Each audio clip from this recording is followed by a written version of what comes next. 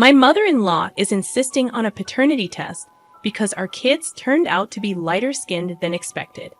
She's accusing me of being a cheater, but I have no desire to take the test just to prove myself to her.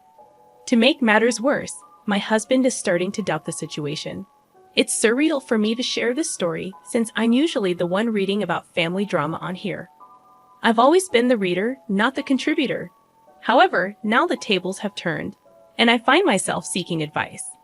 So my mother-in-law pushed me into taking a paternity test for my baby, and I'm contemplating revenge. Before delving into the revenge plot, let me provide some context. I'm a nurse, a wife, and a new mom to 1-year-old twins. My husband Dave and I met 3 years ago while studying at the same university.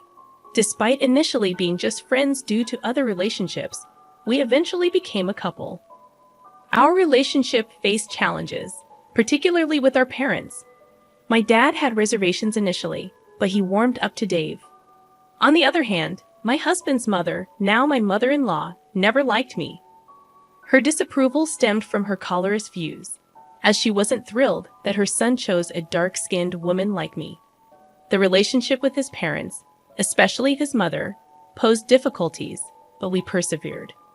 Fast forward to the birth of our twins, and things took an unexpected turn.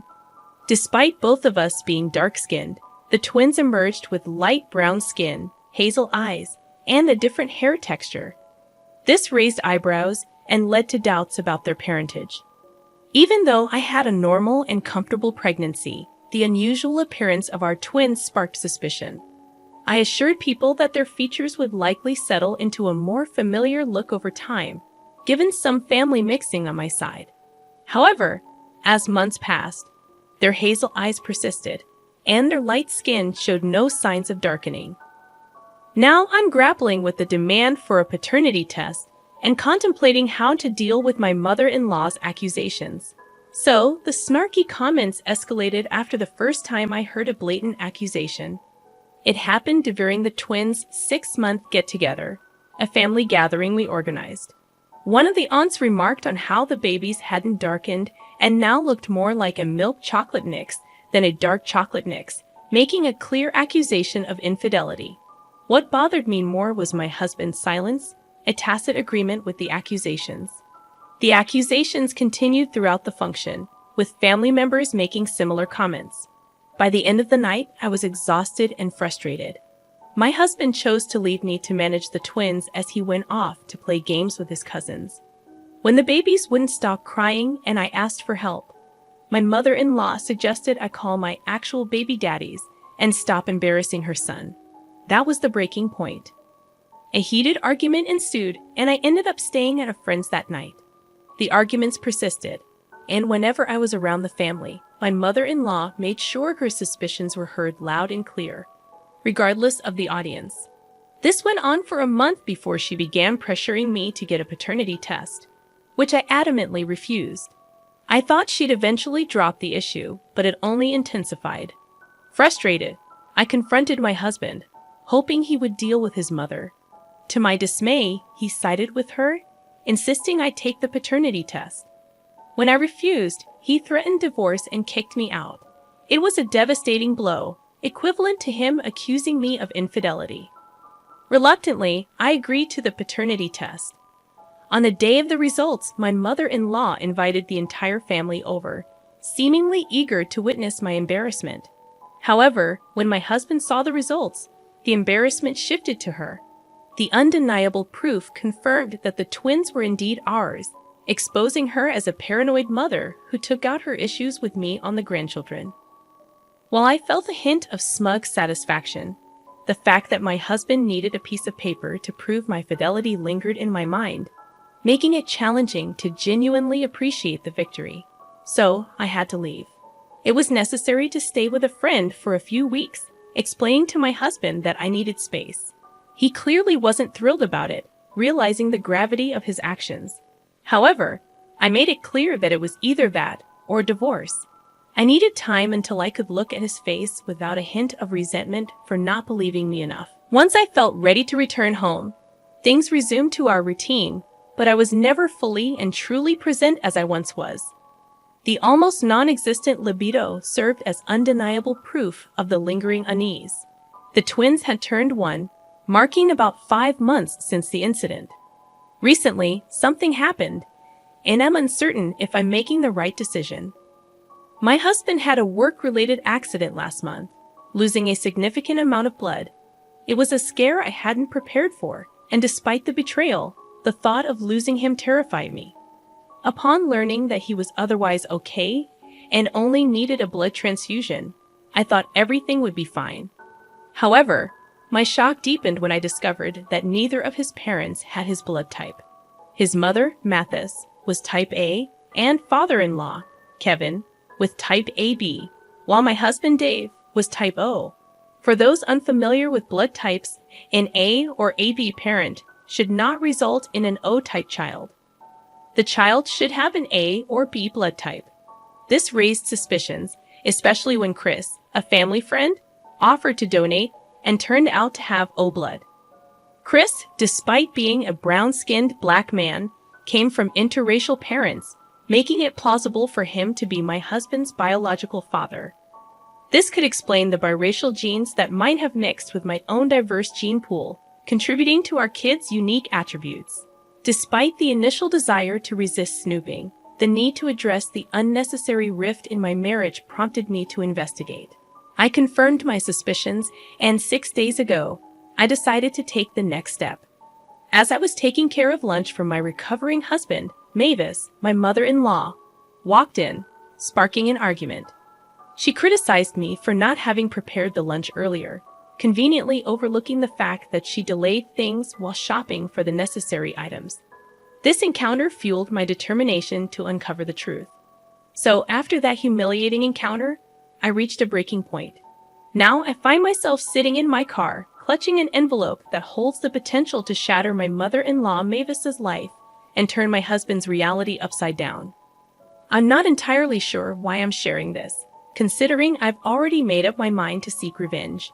Perhaps I just need someone, even a random stranger online, to validate that what I'm about to do is justified. However, by the time I come back here, a week from now, I'll probably have already executed my revenge. See you all then. Update number 1. I went through with it, and it felt strangely satisfying. I read your messages, and I noticed some agreed, while others did not with my plan. Regardless of the opinions, it happened. I did have second thoughts when I arrived home. Instead of immediately exposing her, I held onto the envelope and went about my life as usual. Thankfully, she wasn't at the house when I got there, sparing me from a potential argument. I was stuck in traffic on the way home, so I worried about not reaching home early enough to make dinner for Dave and give him his medicine. Luckily, I was only a few minutes behind, and I managed to sort everything out quickly. Some of you asked about the DNA test. I confess, I stole a few strands of Chris and Kevin's hair, which wasn't difficult. I'd also got my husband's hair. It wasn't exactly the legal way to go about it, but I did it. I checked the results again that night while my husband was in the bathtub, and my suspicions were once again confirmed. He was indeed Chris's child. I hid the results as soon as he came home from his shower, but as I contemplated whether to expose the truth, I found myself staring at him. The more I looked, the more I distanced myself from the idea of revenge. I almost decided to drop it until we were in bed, and he made a move that I refused. Still struggling with low libido and mentally processing the information I had uncovered, I thought he would understand. Instead, he exploded, saying hurtful things because I refused intimacy. The worst part was when he brought up his mother as he left, suggesting she might be right about me cheating and using that as a reason for denying intimacy. This revelation indicated that he had been discussing our intimate life with his mother, adding another layer to the betrayal, which I found disturbing, but he was still taking her word and accusing me of cheating. This was the catalyst that made me change my mind and partly led me to expose her secret. Another factor that solidified my decision was when he stayed over at her place for several days. When he returned home, I found one of the dress shirts he unpacked from his luggage. and had makeup stains clearly of a different shade than any of the women in our family. I chose not to confront him at that moment because it wouldn't make sense. Instead, I quietly plotted and waited for the perfect opportunity, which presented itself today. A cousin of Mavis had a baby shower and a gender reveal party, providing the ideal setting as the entire family was present. I patiently waited until right after the gender reveal and sent a photo of the 2 DNA tests to my father-in-law Kevin's phone. It didn't take him long to explode, storming through the back doors likely from the kitchen, and then confronting Mavis by throwing the phone in her face, demanding an explanation. The entire party turned their attention to the commotion, with some men moving towards Kevin, concerned that he might resort to violence. Although I was sure he wouldn't hit her, I stepped back and watched everything unfold. Mavis's initial confusion quickly faded as she saw the contents of the phone. Normally adept at lying and acting, her face betrayed the truth. Kevin didn't need words to know that whatever the picture showed was not a lie. He erupted into shouts and curses. It didn't take long for the entire party to learn that she was an absolute cheater. Chris tried to calm the situation, but Kevin, fueled by anger, directed his violence towards him first. The scene was chaotic, and I maintained an appropriately shocked expression to avoid suspicion, even though I had the urge to burst into laughter. My husband also jumped into the fray, resulting in him getting hit in the face and reopening his injury. While I should have felt sorry, given what he had done and said, I couldn't help but feel that he deserved it.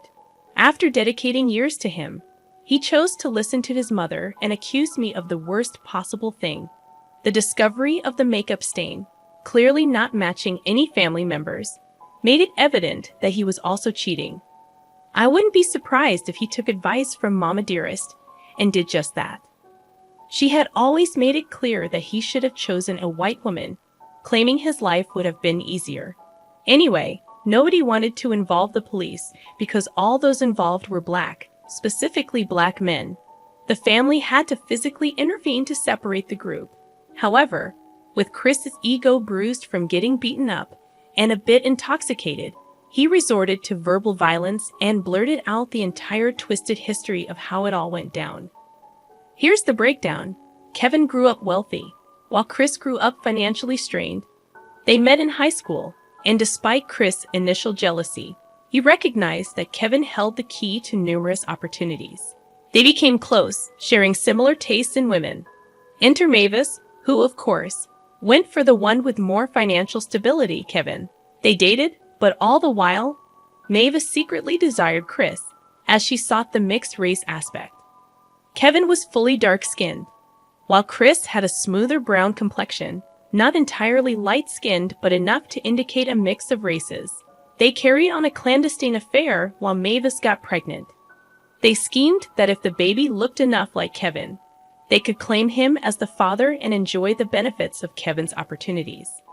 If not, they would have to say goodbye to those advantages and try to make it work.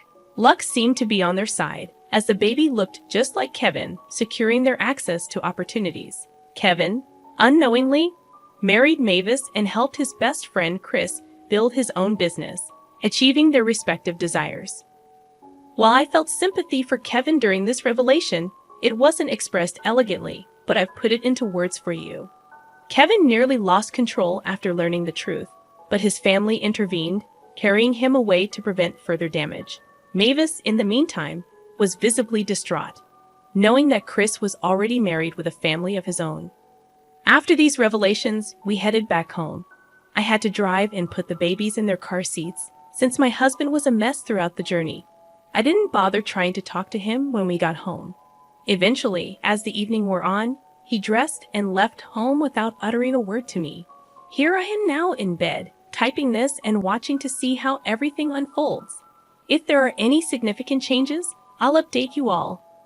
Updates. So Kevin is filing for divorce and initially considered pursuing a lawsuit for paternity fraud against Mavis. However, he decided against it and proposed a different deal.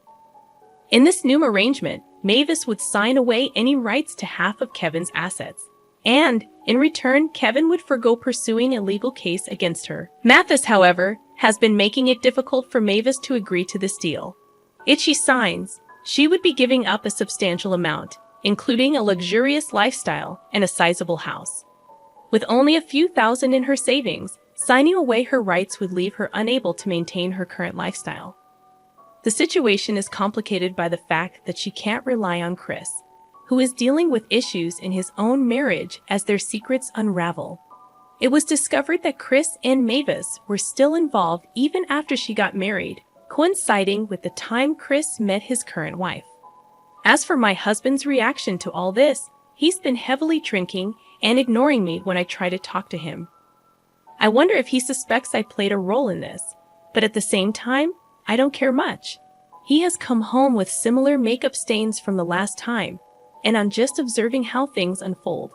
If his work is significantly affected, I might step in, as I don't want my children to grow up without their dad, or with an alcoholic father. I'll update you all whenever the next event unfolds. Some of you seem quite invested, making the situation more amusing. See you until next time. Update number 3, final update. A lot has happened since the previous update.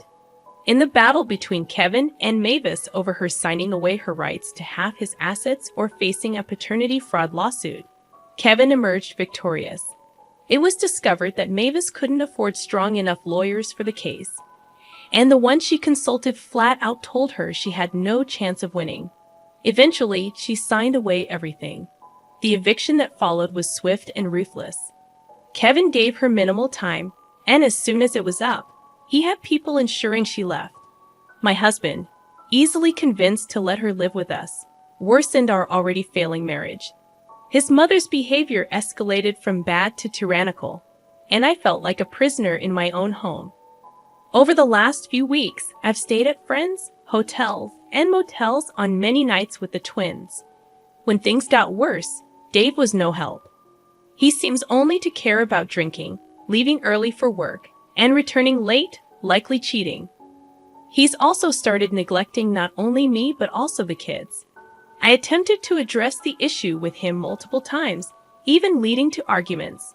In the midst of one argument, he said hurtful things, including calling me an annoying chick and expressing regret for not listening to his mother's advice to find a white woman. After that, I concluded that divorce was the best option, and I started preparing for it. However, I found myself weighing various options, considering the need to find temporary accommodation, cover babysitting expenses, and handle legal costs. A few weeks later, I had another argument with Dave, and during my absence, my mother-in-law discovered the hidden DNA test results. When I returned home, a heated argument ensued, revealing that Dave had been part of the plan to maintain the facade for financial gain. Their scheme involved inheriting Kevin's construction company, a $1 million business. My attempt to defend myself led to physical violence, and the police were swiftly involved. Dave spent the night in jail, and Mathis had to arrange his bail.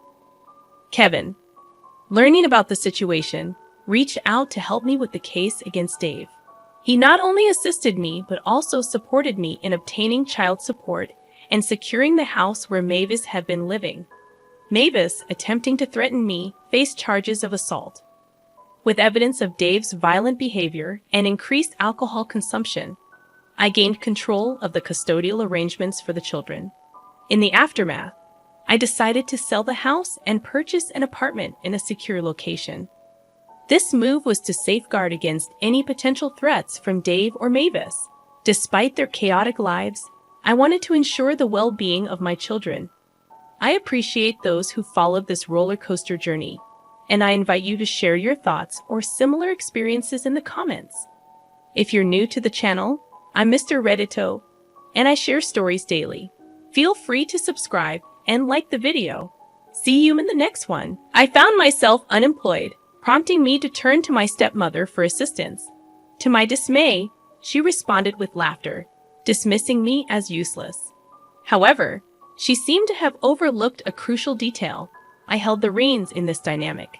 Despite my initial reluctance to share this story, the twists of life led me to this throwaway account, where I could vent my frustrations, anger, and disappointment. Allow me to set the stage for a better understanding of my situation. I had a thriving career at a major magazine company, affording me a comfortable lifestyle that I had always aspired to. My father, a dedicated worker, instilled the value of hard work in me. Unfortunately, unforeseen circumstances led to his job loss, leaving us grappling with financial uncertainty. Enter my stepmother, with whom I maintained an on and off relationship. One might assume that, given my father's unemployment, she would step up. However, that assumption proved incorrect. Accustomed to a life of homemaking, she had been granted this luxury by my father, who believed his income sufficed. The blame lay with him for fostering this mindset. In an effort to support them, I took on the financial burden, covering their rent, groceries, and other essentials. I even secured a personal assistant position for my stepmother at my workplace, hoping to ease the strain. As she settled into her new role, life took an unexpected turn, prompting me to share my story here. Fast forward to a day at the office, engrossed in writing an article, when my stepmother, wearing an uncharacteristic smile, entered. Despite her infrequent displays of joy, she proposed a lunch outing, citing our lack of shared meals since her employment. While perplexed, I agreed, only to have my colleague Jane express concern about the unusual invitation. As we sat down at a nearby restaurant, engaging in small talk, my stepmother's motive came to light. She thanked me genuinely for securing her job, a gesture I had never anticipated from her. The unexpected turn continued as she expressed a desire to improve our relationship, acknowledging her past behavior and lack of maternal instinct. She attributed this to a traumatic childhood, a revelation that softened my perception of her. We concluded lunch with a mutual commitment to working on our relationship, a revelation that warmed my heart. Despite the rocky history, the prospect of a closer bond with my stepmother became a source of happiness. Returning to the office, I chose not to disclose this development to Jane, knowing her skepticism could overshadow the potential for positive change. Everyone, including my stepmother, deserved a fair chance at redemption and connection. Update number 1. My life currently resembles a roller coaster, with everything seemingly falling apart. I question whether I can even fix the chaos unfolding. It's been a few weeks since the lunch date with my stepmother, and things have been progressing positively between us. We agreed to take things slow and not rush into anything. However, as I sit in my office engrossed in proofreading one of my articles, an unexpected storm hits. My usually cheerful supervisor walks in looking agitated, a stark departure from his typical jolly demeanor. Sensing something is amiss, I inquire about his mood. He responds with a raised eyebrow and a heavy sigh. As he sits across from me, the tension in the room intensifies. He gazes at me, disappointment etched on his face, and proceeds to express his profound disappointment. Confused and trying to grasp the situation, I'm handed a stack of documents. Scanning through them, I discover there was a crucial meeting last weekend, mandatory for all journalists at the company. Strangely, I never received any communication about this meeting. My supervisor chastises me for missing such a vital event, deeming it unprofessional and indicative of my complacency. Despite my protestations and assurance that I was unaware of the meeting, he accuses me of not taking my job seriously. The bombshell drops when he declares that I'm no longer employed, citing my recent promotion as a mistake. Shocked and fighting back tears, I defend myself, emphasizing my dedication over the past 5 years. It's a stark contrast to the impeccable record I've maintained. Nevertheless, he remains resolute, demanding my departure within the next 10 minutes, threatening to involve security if I resist.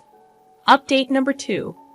As I hastily pack my belongings, emotions run high. The unfairness of losing my job without a chance to explain or defend myself weighs heavily. In my car, the tears finally flow as I grapple with the reality of unemployment. The impact on my ability to support my father and the dashed dreams of a luxury car from my savings further compound the despair. Update number 3. Reflecting on this harsh lesson, I realize I placed unwarranted trust in people.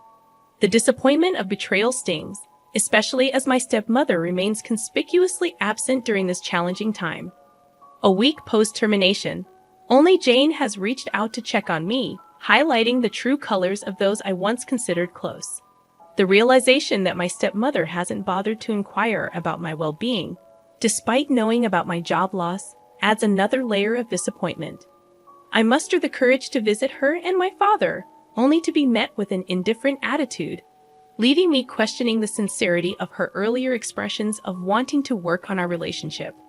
Since my termination, my stepmother greets me with a slight smile and shakes her head. Expressing my need for her support and recalling our agreement to work on our relationship, she bursts into laughter. Amidst her laughter, she dismisses me as a joke and claims it's my fault for getting fired. Shocked, I confront her, but she continues, labeling me an entitled, spoiled brat who should have taken my job more seriously. Baffled by this sudden change in demeanor, I resist stooping to her level. I point out the irony of her calling me spoiled while residing in the house I pay rent for. Mentioning the rent matter visibly shakes her, but I decide not to engage further, declaring that I won't bother her again. Days pass, and I focus on job hunting, still reeling from the betrayal. A knock at the door interrupts my search, and it's Jane with disturbing news.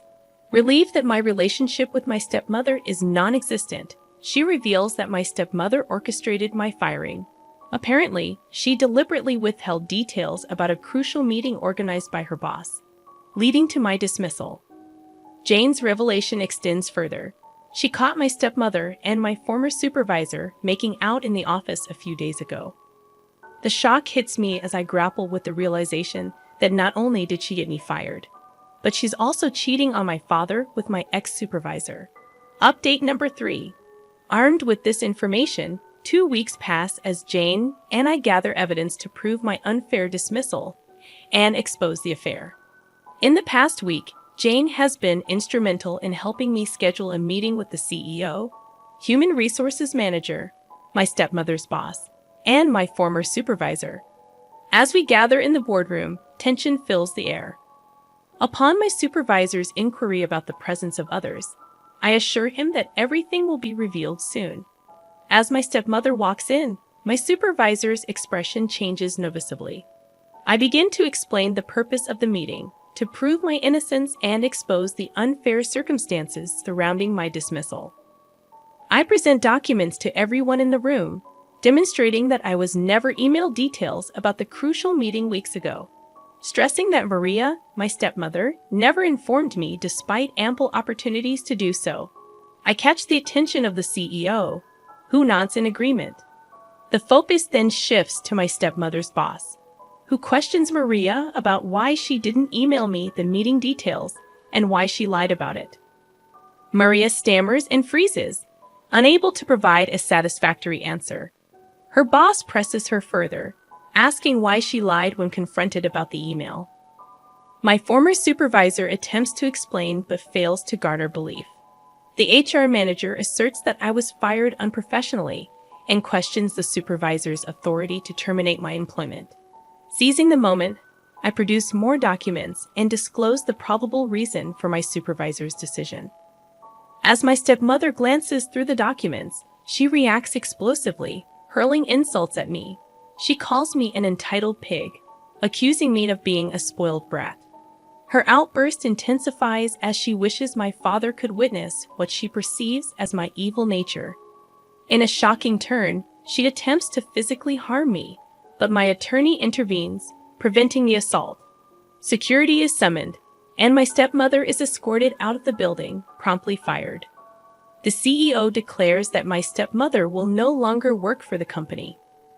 The revelation on the documents exposes her deceitful actions, leading to her immediate termination. The documents, acquired through a breach of privacy, on her public office computer, reveal social media conversations between her and my supervisor, further substantiating their collusion. The CEO expresses disgust at her behavior, emphasizing that she crossed professional and ethical boundaries. Update number 4. A month has passed since the exposure of my stepmother and supervisor's wrongdoings. Both were fired immediately, a consequence they deserved. However, my relationship with my father suffered a severe blow when he defended my stepmother's actions and blamed me for the turmoil. He justified her cheating, claiming neglect on his part.